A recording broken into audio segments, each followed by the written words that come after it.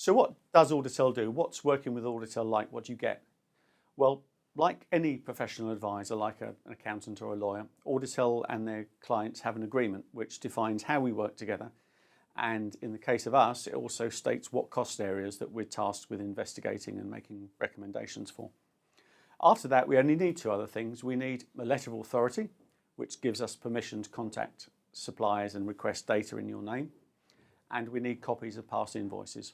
Ideally a year's worth, although depending on the supply or what cost area we're talking about, sometimes less will suffice. After that, we're largely self-sufficient, really. Now, we initially prepare three main reports, which we combine where practical for the sake of brevity. Firstly, the status report, which is a summary of the current situation.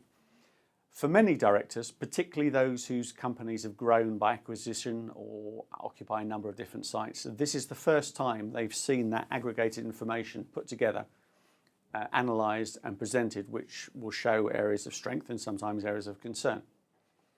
There's also the benchmark report, which is often combined with the previous one, and this basically puts a number on things. We've established what you're doing, who you're doing it with, and now we're going to put numbers on it and say how much it's costing you. And those two together form a snapshot of what you're currently doing against which Auditel's improvement can be measured.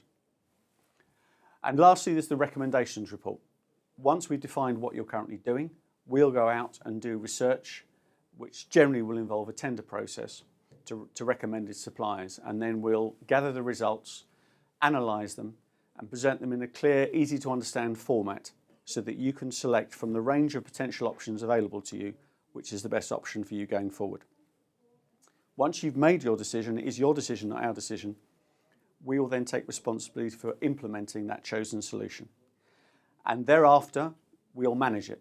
That will involve checking all the subsequent invoices, it will involve checking that the SLAs are adhered to, and basically making sure the supplier performs as promised for the recommendations we've made to you.